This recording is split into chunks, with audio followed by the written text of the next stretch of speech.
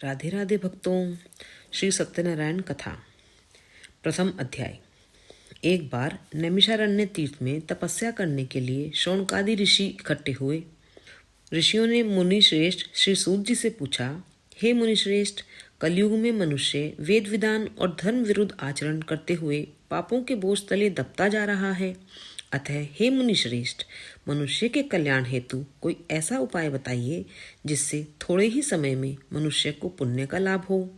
तब श्री सूत जी ने कहा, हे ऋषियों, आपने विश्व कल्याण के लिए अच्छा प्रश्न किया है।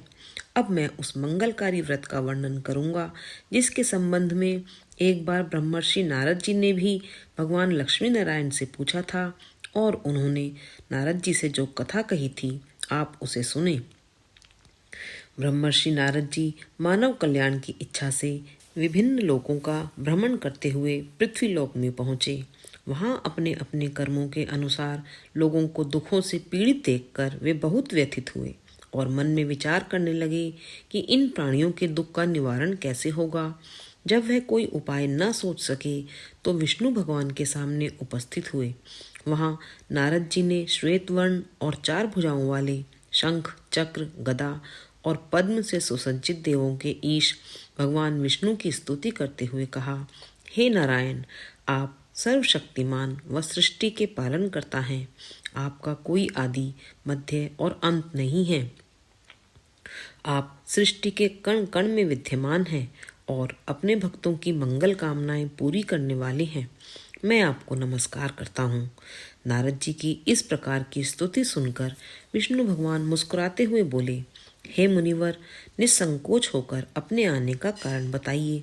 तब नारद जी ने कहा, पृथ्वी लोक के प्राणी अपने अपने कर्मों के अनुसार विभिन्न योनियों में रहते हुए दुखों से पीड़ित हैं। मुझ पर कृपा करते हुए कोई ऐसा उपाय बताइए जिससे उनका दुख नष्ट हो सके।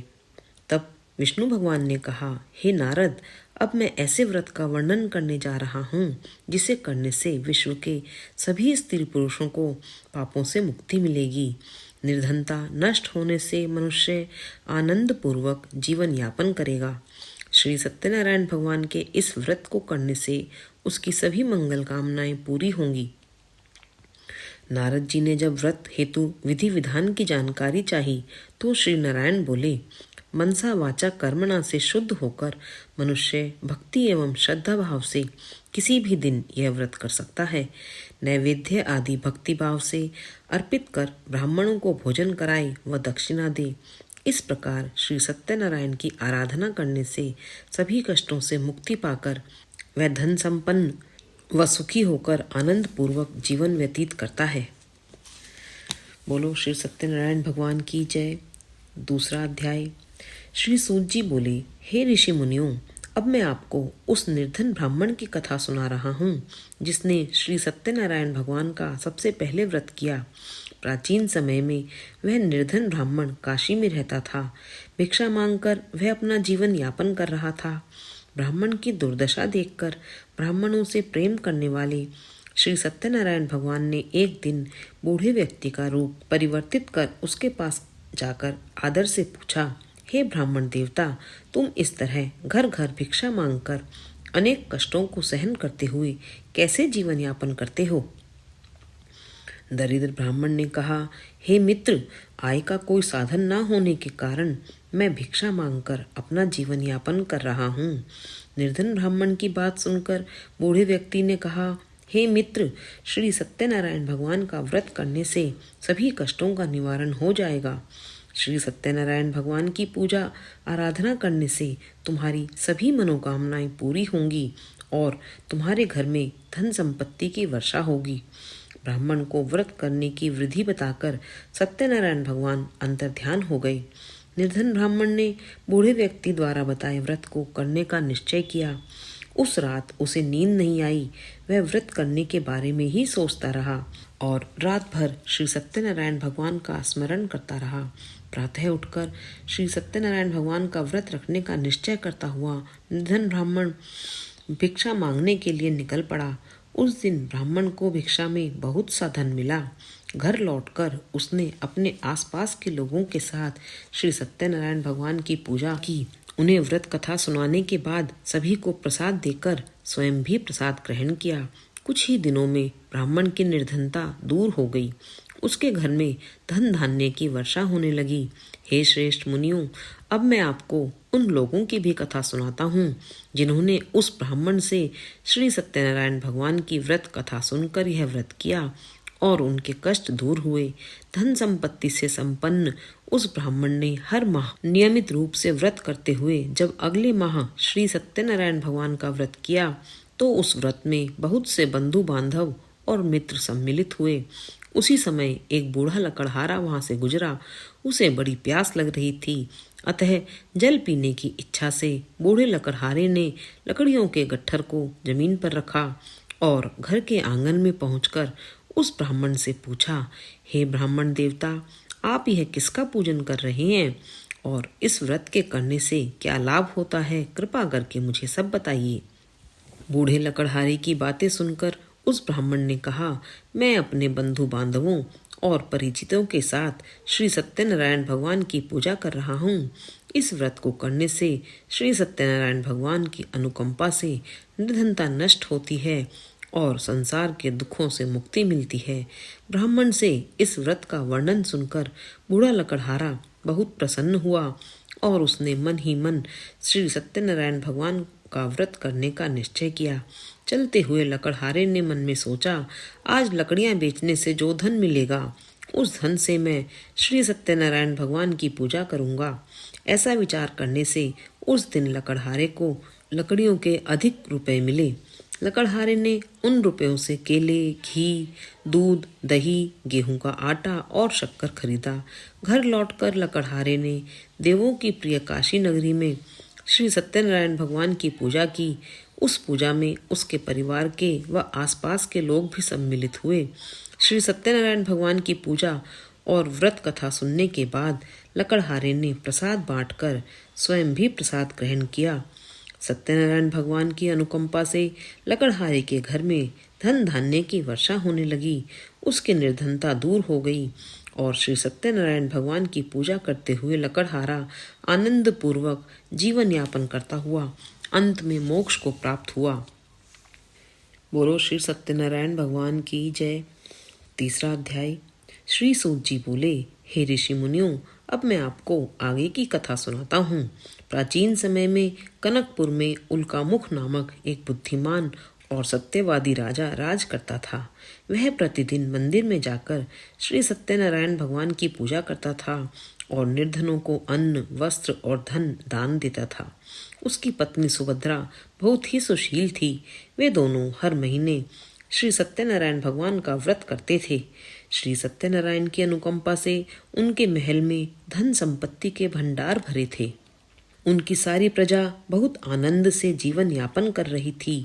एक बार राजा और रानी बहुत से लोगों के साथ जब भद्रशिला नदी के किनारे श्री सत्यनारायण भगवान की पूजा कर रहे थे तो नदी के किनारे एक बड़ी नाव आकर ठहरी।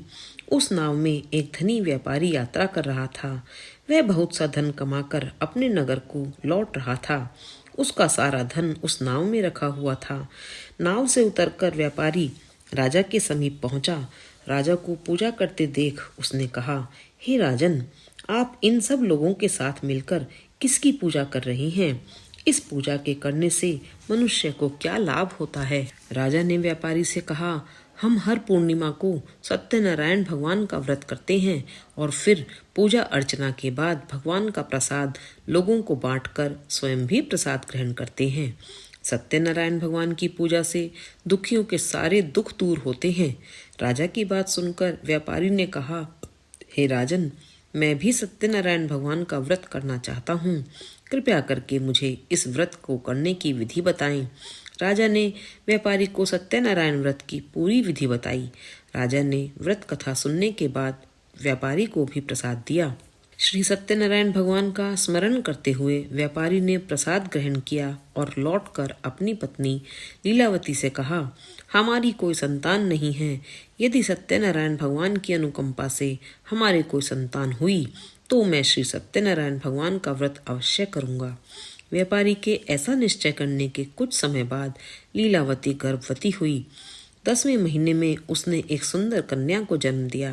व्यापारी ने पुत्री जन्म पर बहुत खुशियां मनाई, लेकिन सत्यनारायण भगवान का व्रत नहीं किया। जब उसकी पत्नी लीलावती ने अपने पति से व्रत करने के लिए कहा तो वह बोला, अभी क्या जल्दी है, इसका विवाह होगा तो मैं अवश्य श्री सत्यनारायण भगवान का व्रत करूंगा। अपने पति के वचन सुनकर लीलावती चुप रह गई। व्यापारी की कन्या कलावती शुक्ल पक्ष के चंद्रमा की तरह बढ़ने लगी। एक दिन व्यापार में बहुत सा धन कमाकर घर लौटे व्यापारी ने अपनी बेटी को सहेलियों के साथ उपवन में घूमते देखा तो उसे उसके विवाह की चिंता होने लगी। व्यापारी ने कलावती के लिए सुयोग्य वर ढूंढने के लिए अपने सेवकों को दूर दूर के नगरों में भेज दिया। व्यापारी के सेवक कंचनपुर नगर में पहुंचे। उस नगर में उन्होंने एक वणिक पुत्र को देखा। वणिक पुत्र अत्यंत सुंदर और गुणवान था। सेवकों ने वापस लौटकर व्यापारी को उस वणिक पुत्र के बारे में बताया। व्यापारी उस सुंदर लड़के को देखकर बहुत प्रसन्न हुआ और कलावती का विवाह धूमधाम से उसके साथ कर दिया। दहेज में उसने वणिक पुत्र को बहुत सा धन दिया। कलावती का विवाह भी हो गया, लेकिन व्यापारी ने श्री सत्यनारायण भगवान का व्रत नहीं किया। लीलावती ने अपने पति से कहा, नाथ, आपने कलावती के विवाह पर श्री सत्यनारायण भगवान का व्रत करने का निश्चय किया था, अब तो आपको व्रत कर लेना चाहिए। पत्नी की बात सुनकर व्यापारी ने कहा, अभी तो मैं अपने दामाद के साथ व्यापार के लिए जा रहा हूँ। व्यापार से लौटने पर श्री सत्यनारायण भगवान का व्रत पूजा अवश्य करूँगा। यह कहकर व्यापारी ने कई नावों में सामान भरा और अपने दामाद तथा सेवकों के साथ व्यापार के लिए निकल पड़ा। उस व्यापारी द्वारा बार बार व्रत का निश्चय करने और फिर व्रत न करने से सत्यनारायण भगवान क्रोधित हो गए और व्यापारी को दंड देने का निश्चय किया। व्यापारी अपने दामाद के साथ रत्नसारपुर में पहुंचकर व्यापार करने लगा। एक दिन कुछ चोर महल में चोरी करके भाग रहे थे। सैनिक उनका पीछा कर रहे थे। भागते हुए चोरों ने सैनिकों से बचने के लिए चोरी का धन अवसर पाकर व्यापारी की नावों में छिपा दिया। चोरों का पीछा करते हुए सैनिक व्यापारी के पास पहुंचे। उन्होंने व्यापारी की नावों की तलाशी ली तो उन्हें राजा का चोरी धन मिल गया। तब सैनिक व्यापारी और उसके दामाद को बंदी बनाकर राजा के पास ले गए। राजा ने उन दोनों को बंदी गृह में डाल दिया और उनका सारा धन ले लिया। श्री सत्यनारायण के प्रकोप से उधर लीलावती पर भी मुसीबतों का पहाड़ टूट पड़ा। उसके घर में चोरी हो गई और चोर सारा धन चुरा कर ले गए। घर में खाने के लिए अन्न भी नहीं बचा। भूख प्यास से व्याकुल होकर व्यापारी की बेटी कलावती एक ब्राह्मण के घर गई। उस ब्राह्मण के घर में श्री सत्यनारायण भगवान की व्रत कथा हो रही थी। उसने भी वहां बैठकर व्रत कथा सुनी और प्रसाद लिया। घर लौटकर कलावती ने अपनी माँ लीलावती को सारी बात बताई। कलावती से श्री सत्यनारायण भगवान की व्रत कथा की बात सुनकर लीलावती ने भी व्रत करने का निश्चय किया। अगले दिन लीलावती ने अपने परिवार और आसपास के लोगों के साथ श्री सत्यनारायण भगवान की पूजा की। पूजा के बाद सबको प्रसाद बांटा और स्वयं भी प्रसाद ग्रहण किया। लीलावती ने अपने पति और दामाद के घर लौट आने की मनोकामना से श्री सत्यनारायण भगवान का व्रत किया था। लीलावती के विधि पूर्वक व्रत करने और प्रसाद ग्रहण करने से श्री सत्यनारायण भगवान ने प्रसन्न होकर उसकी मनोकामना पूरी की। उन्होंने राजा चंद्रकेतु को स्वप्न में दर्शन देकर कहा, हे राजन, व्यापारी और उसका दामाद बिल्कुल निर्दोष हैं। सुबह उठते ही दोनों को मुक्त कर दो। उन दोनों का सारा धन भी वापस लौटा दो। यदि तुमने ऐसा नहीं किया तो मैं तुम्हारा सारा वैभव नष्ट कर दूंगा। इतना कहकर श्री सत्यनारायण भगवान अंतर्ध्यान हो गए। प्रातः होते ही राजा चंद्रकेतु ने अपने मंत्रियों और राज ज्योतिषी को रात के स्वप्न की बात बताई तो सबने व्यापारी और उसके दामाद को छोड़ देने के लिए कहा। राजा चंद्रकेतु ने तुरंत उस व्यापारी और उसके दामाद को छोड़ दिया। उनका सारा धन भी वापस कर दिया। इस प्रकार श्री सत्यनारायण भगवान की अनुकंपा से व्यापारी और उसका दामाद दोनों खुशी खुशी अपने नगर की ओर चल दिए। बोलो सत्यनारायण भगवान की जय। चौथा अध्याय। श्री सूत जी बोले, उस व्यापारी ने अपने दामाद के साथ शुभ मुहूर्त में नावों द्वारा रत्नसारपुर से प्रस्थान किया। लंबी यात्रा करने के बाद व्यापारी ने एक नगर के किनारे नावों को रोककर भोजन किया और फिर दोनों विश्राम करने लगे। तभी श्री सत्यनारायण भगवान साधु के रूप में व्यापारी के पास पहुंचे और पूछा, हे वणिक, तेरी नावों में क्या लदा हुआ है? व्यापारी ने सोचा, दंडी साधु अवश्य ही कुछ मांगने की इच्छा से सामान के बारे में पूछ रहा है। यह सोचकर व्यापारी ने झूठ बोल दिया, हे दंडी, मेरी नावों में तो बेल और पत्र भरे हुए हैं। व्यापारी के झूठे वचन सुनकर सत्यनारायण भगवान ने क्रोधित होते हुए कहा, हे वैश्य, जो तुमने कहा है वही सत्य होगा। इतना कहकर सत्यनारायण भगवान कुछ दूर पर जाकर अंतर्ध्यान हो गए। उधर व्यापारी दंडी साधु को वहां से खाली हाथ लौटाकर बहुत खुश हुआ, लेकिन जब व्यापारी ने अपनी नावों में बेल और पत्र भरे हुए देखे तो वह विलाप करने लगा और अपने झूठ बोलने पर प्रायश्चित करने लगा। रोते रोते व्यापारी मूर्छित हो गया। कुछ देर बाद जब उसकी मूर्छा नष्ट हुई तो उसके दामाद ने कहा, आप दुखी मत होइए, यह सब उन दंडी साधु के श्राप के कारण ही हुआ है। अब वही दंडी हमें इस विपत्ति से छुटकारा दिला सकते हैं। दामाद के वचन सुनकर व्यापारी दंडी साधु की तलाश में चल दिया। कुछ देर ढूंढने पर उसे एक वृक्ष के नीचे दंडी साधु के रूप में सत्यनारायण भगवान मिल गए। व्यापारी ने दंडी साधु के चरणों में गिरकर क्षमा मांगी। दंडी स्वरूप सत्यनारायण भगवान बोले, हे वणिक पुत्र, तेरे झूठ बोलने के कारण ही मैंने तुझे दंड दिया है। तूने बार बार मेरी पूजा करने के लिए कहा, लेकिन कभी पूजा नहीं की। व्यापारी ने तब हाथ जोड़कर कहा, हे भगवान, आप तो दीन दुखियों के कष्ट दूर करने वाले हैं। मेरी इस गलती को क्षमा करें। आपके रूप को तो ब्रह्मा भी नहीं जान पाते, फिर भला मैं अज्ञानी कैसे आपकी लीला को समझ पाता। अब मैं जीवन में कभी झूठ नहीं बोलूंगा, सदैव श्री सत्यनारायण भगवान का व्रत और पूजा किया करूंगा। आप मुझ पर कृपा करें। व्यापारी की क्षमा याचना सुनकर दंडी स्वामी ने उसे क्षमा कर दिया। उसी समय व्यापारी की नावों में भरे हुए बेल और पत्ते धन धान्य में परिवर्तित हो गए। व्यापारी ने अपने सेवकों के साथ अगले दिन श्री सत्यनारायण भगवान का व्रत करके पूजा की। सबको प्रसाद वितरित करके स्वयं भी प्रसाद ग्रहण करके व्यापारी अपने नगर की ओर चल पड़ा। अपने नगर में पहुंचकर व्यापारी ने एक सेवक को अपने घर भेजा। सेवक ने लीलावती को सूचित किया। उस समय लीलावती और कलावती दोनों श्री सत्यनारायण भगवान की पूजा कर रही थीं। पति और दामाद के लौट आने का समाचार सुनकर लीलावती ने पूजा पूरी करके प्रसाद ग्रहण करने के बाद कलावती से कहा, बेटी, मैं नदी किनारे जा रही हूँ, तू भी प्रसाद ग्रहण करके शीघ्र ही आ जा। कहकर लीलावती नदी की ओर चल दी, परंतु कलावती पति से मिलने की खुशी में प्रसाद ग्रहण किए बिना ही घर से निकलकर नदी किनारे जा पहुंची। उसके प्रसाद ग्रहण न करने के कारण सत्यनारायण भगवान क्रोधित हो गए। उन्होंने व्यापारी की नावों को नदी में डुबो दिया। अपने पति को वहां न देखकर कलावती ने रोना शुरू कर दिया। तब व्यापारी ने कहा, पुत्री, अवश्य ही तुझसे कोई भूल हुई है, इसलिए श्री सत्यनारायण भगवान ने तुझे दंड दिया है। तब व्यापारी ने सत्यनारायण भगवान से प्रार्थना करी कि हे भगवान, मेरे परिवार के किसी स्त्री पुरुष से कोई भूल हुई हो तो जरूर क्षमा कर देना। तभी आकाशवाणी हुई, हे वणिक पुत्र, तेरी कन्या मेरा प्रसाद ग्रहण किए बिना ही चली आई है। यदि अब वह घर पहुंचकर प्रसाद ग्रहण करके आई तो उसे पति के दर्शन होंगे। कलावती ने वैसा ही किया।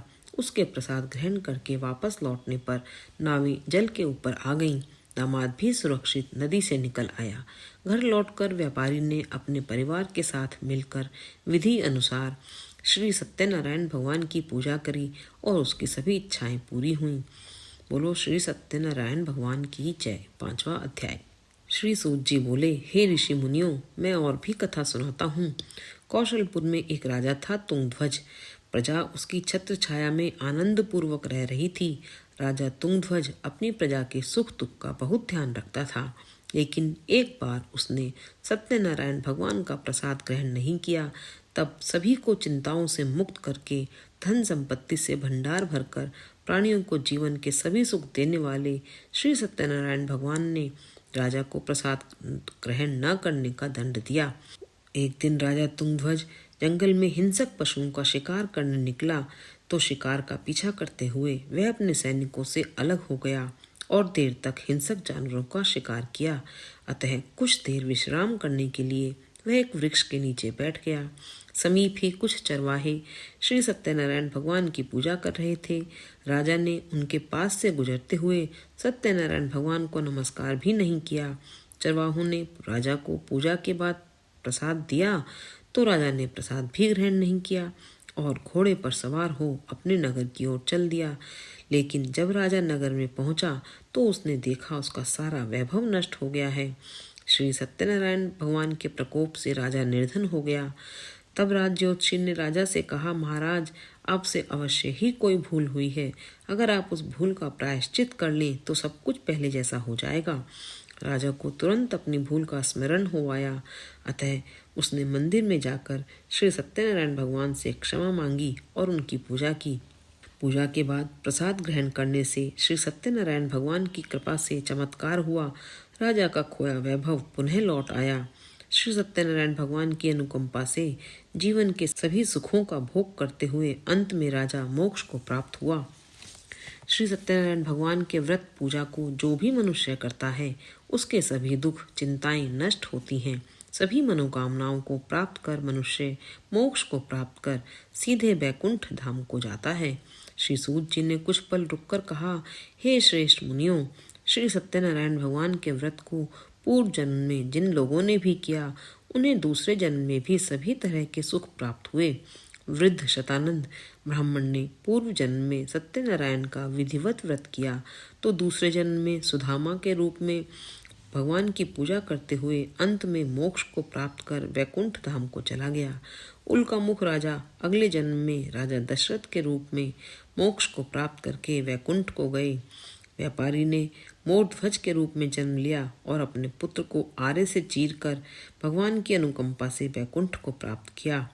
राजा तुंगध्वज अगले जन्म में मनु के रूप में जन्म लेकर सत्कर्म करते हुए मोक्ष को प्राप्त कर वैकुंठ धाम को चले गए।